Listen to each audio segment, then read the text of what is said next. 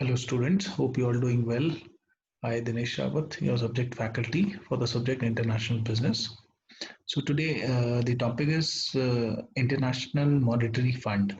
So in the previous lecture we have discussed the role of IMF and apart from the role, the structure of IMF. So now we would discuss the role in detail and basically three roles were there. So we would discuss each one of them in detail. So let's start. So these are the websites from where the PPT content has been made.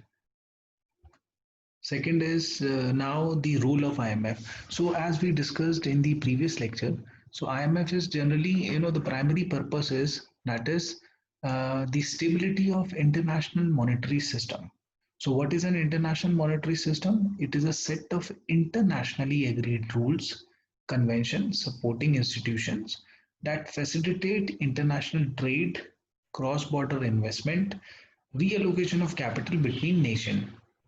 So international monetary system को stability provide करने के लिए IMF setup हुआ था and that is the main mission of IMF is to ensure stability to this international monetary system and ये जो stability provide करता है ये तीन रोल प्ले करता है दैट इज फर्स्ट है कीपिंग ट्रैक जिसको हम कहते हैं सर्विलेंस ये ट्रैक रखता है इनकी जो मेंबर कंट्रीज हैं ऑलमोस्ट 189 कंट्रीज हैं सो उसकी इकोनॉमी पे ट्रैक रखता है सर्विलेंस लेंडिंग अगर किसी कंट्री में कोई क्राइसिस होता है जैसे अभी एट प्रेजेंट क्राइसिस चल रहा है तो कोविड क्राइसिस जो है इसमें लेंडिंग फैसिलिटीज प्रोवाइड करता है and then give practical help जिसमें असिस्टेंस होता है सो असिस्टेंस प्रोवाइड करता है कोई भी अगर पॉलिसी से रिलेटेड या फिर कोई टैक्सेशन से रिलेटेड कुछ असिस्टेंस चाहिए कुछ हेल्प चाहिए किसी भी मेंबर कंट्री को तो वो प्रोवाइड करता है सो पहले हम बात करेंगे सर्विलेंस जिसको हम कहते हैं इकोनॉमिक सर्विलेंस सो इसमें in order to maintain stability and prevent crisis in international monetary system में the IMF monitor member country policies as well as national regional global economic and financial development through a formal system जिसको हम कहते हैं surveillance सो इसका एक system है जिसमें वो अपनी मेंबर कंट्रीज की पॉलिसीज को मॉनिटर करता है एंड ऑल्सो मॉनिटर करता है ग्लोबल इकोनॉमिक कंडीशन कैसी है So IMF provide advice to its member countries and promote policies which are designed to foster economic stability.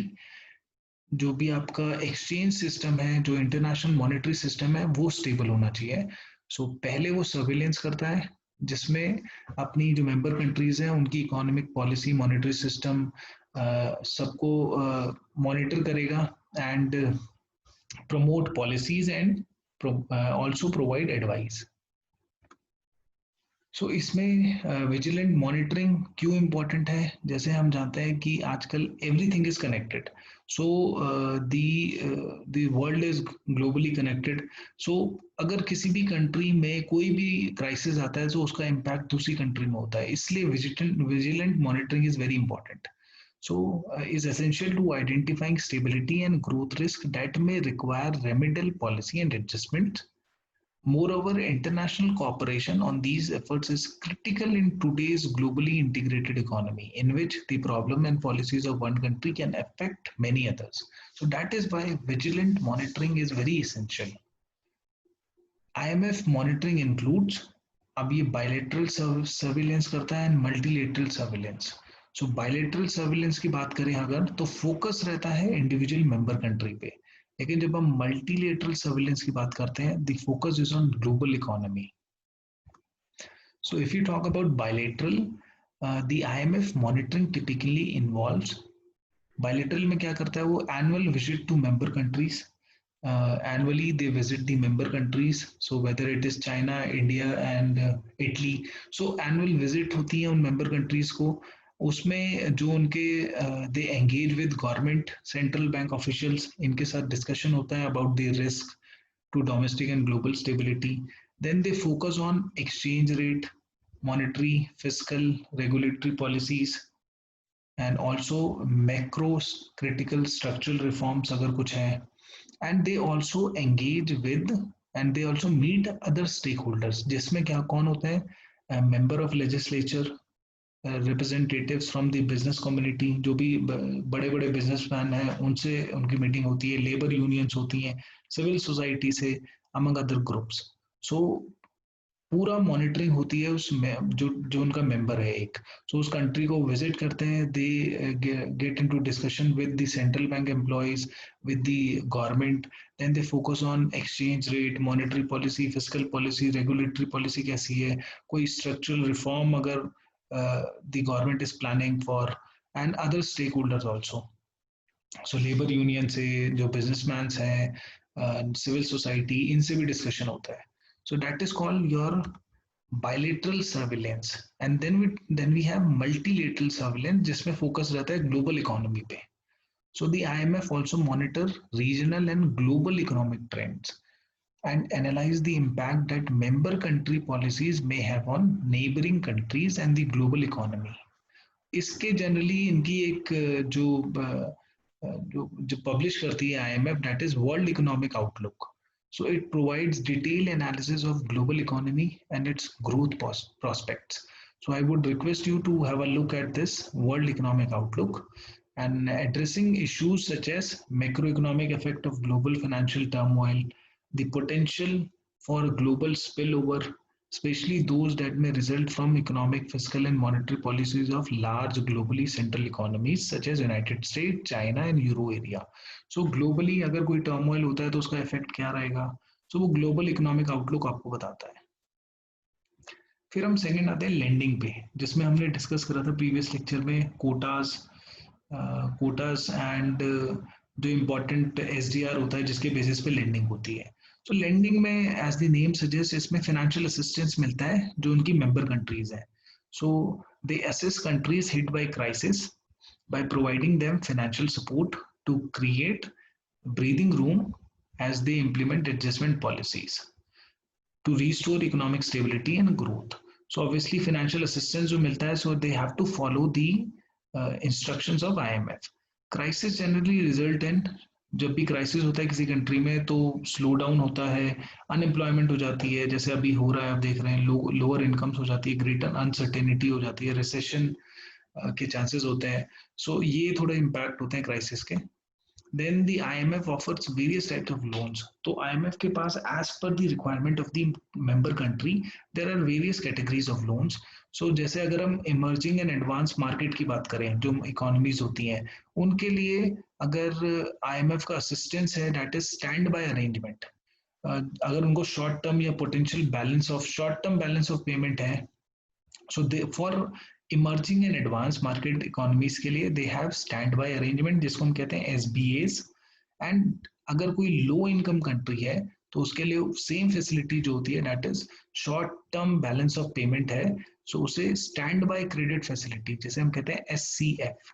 So SCF is for low income countries and SBA is for emerging and advance market economies when they when they are facing short term balance of payment problem. फिर हमारे पास आता है EFF, extended fund facility, and उसका जो corresponding होता है वो होता है extended credit facility for low income countries के लिए। ये होता है मीडियम टर्म सपोर्ट के लिए to countries facing protracted balance of payment problem. So medium से लॉन्ग टर्म के लिए होता है, ये मीडियम टर्म सपोर्ट के लिए। इसे कहते हैं हम फॉर एडवांस कंट्रीज के लिए extended fund facility EFF and extended credit facility for low income countries.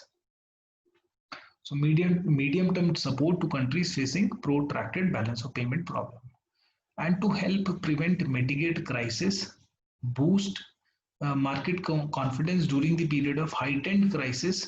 So जब बहुत ज़्यादा क्राइसिस अगर रिस्क होता है बहुत, तो member with already strong policies, जो अगर एडवांस कंट्रीज हैं उनके लिए फ्लेक्सिबल क्रेडिट लाइन FCL होता है, and for low income FCL होता है, एंड उसका जो दूसरा है दैट इज दूसरा नेम है precautionary and liquidity line. So that is when there is heightened risk, period of heightened risk. So in order to mitigate crisis and boost market confidence, member with already strong policies उनके लिए है flexible credit line. Then एक आता है RFI and RCF। तो ये है low income countries के लिए RCF and RFI for emerging countries के लिए. So the corresponding rapid credit facility for low income countries provide rapid assistance to countries with urgent balance of payment. So all of a sudden, जैसे अभी आप face कर रहे हैं urgent, the pandemic हो गया है, इसकी वजह से अर्जेंट बैलेंस ऑफ पेमेंट हो प्रॉब्लम हो गई है. सो उसके लिए country can take financial assistance from IMF under RFI, that is rapid financing instrument. So at present अगर IMF का क्या रोल है, अभी अगर आप देखें कोविड सिचुएशन में, सो IMF का जो एक रिलीफ फंड है, that is COVID-19 financial assistance and debt service relief. So इसमें the IMF is providing financial assistance and debt service relief to member countries facing economic impact of COVID-19 pandemic. So as part of the COVID-19 related rapid arrangement, borrowing countries have committed to undertake governance measure to promote accountable and transparent use of these resources. So iske under any country which is facing problem, they can take financial assistance.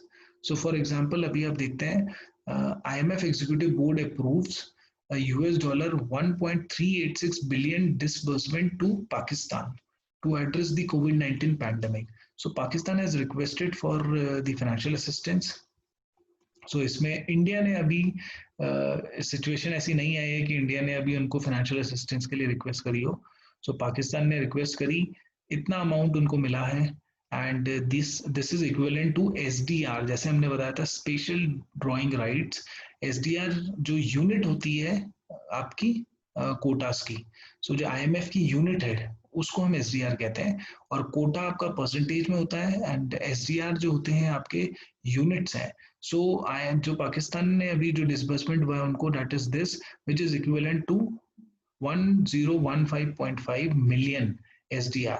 So almost 50% of the quota है. So यहाँ पर आप देख सकते हैं पाकिस्तान का जो कोटा है दैट इज दिस, एंड उसकी SDR जो थी वो इतनी मिलियंस थी, उसमें से उन्होंने almost half SDR they have requested as financial assistance. तो इसको अगर कन्वर्ट करते हैं हम US डॉलर्स में, this comes out to be this. So under RFI जो हमने अभी देखा था, rapid financial instrument, so rapid financial instruments के अंडर उन्होंने फाइनेंशियल असिस्टेंस लिया which is almost half the of SDR. और SDR जो है that is unit of your IMF. So इसके बेसिस पे ट्रेड होता है SDR के basis. It is not the currency but it is the unit of IMF. And ये उनका टोटल कोटा था जो 0.43%. सो थर्ड जो रूल है, जैसे फर्स्ट आपने देख लिया मॉनिटरिंग जिसको सर्विलेंस कहते हैं, सेकंड हमने देखा लेंडिंग जिसमें लेटेस्ट अभी कोविड के कंटेक्स्ट में भी they are providing financial assistance, and one of the example that Pakistan has taken financial assistance.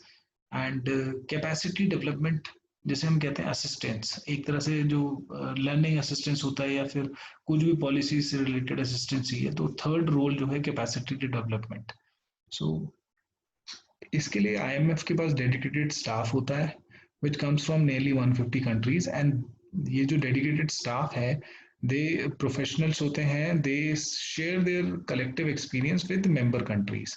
So with context to अगर जैसे कोई करप्शन से रिलेटेड प्रॉब्लम है, इनइक्वालिटी है, इनकम इनइक्वालिटी, क्लाइमेट चेंज से रिलेटेड है, जेंडर इनइक्वालिटी है, सो उससे रिलेटेड जो भी अगर कोई प्रॉब्लम है उसको टैकल करने के लिए IMF सपोर्ट प्रोवाइड करती है टू मेंबर कंट्रीज.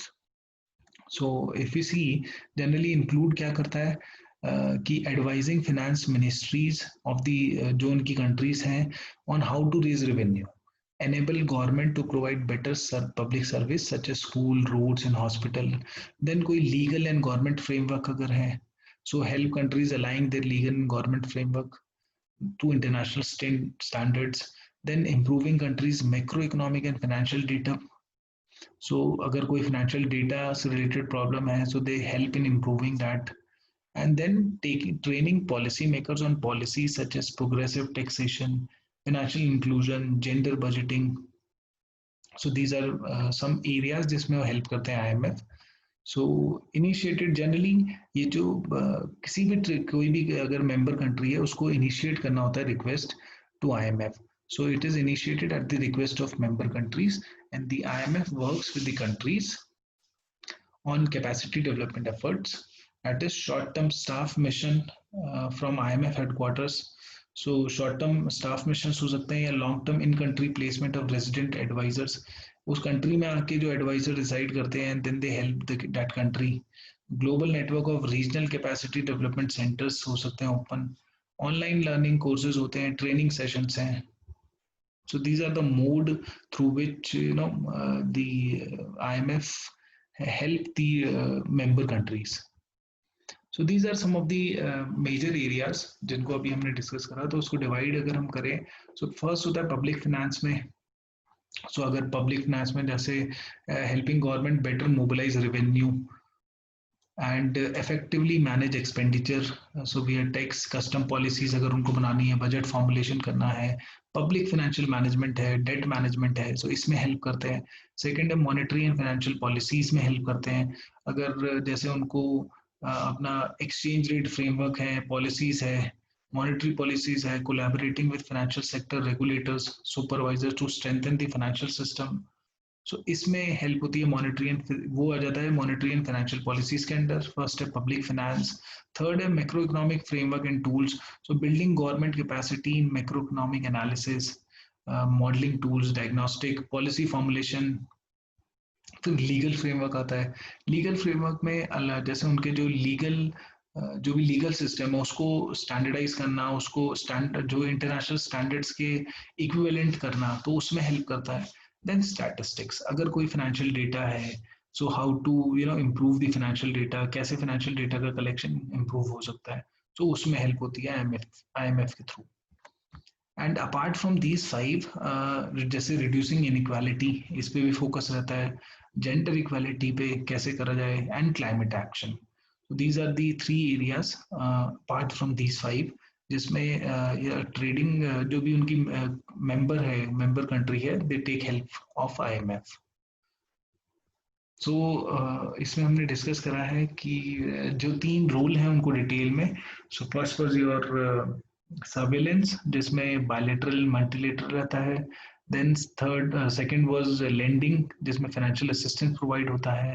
सो कैसे लेंडिंग होती है, और जो उनका पर्टिकुलर SDR होता है उसके एक टोटल SDR, या फिर वो 50% या 40% जितना SDR का अगर वो फाइनेंशियल असिस्टेंस आती है कोई भी country. And third was capacity development, तो जिसमें mainly these 5 areas where the help is provided by IMF, and apart from these 5, these are the 3 areas: reducing inequality, gender equality, and climate action. So that is all for today. Thank you so much.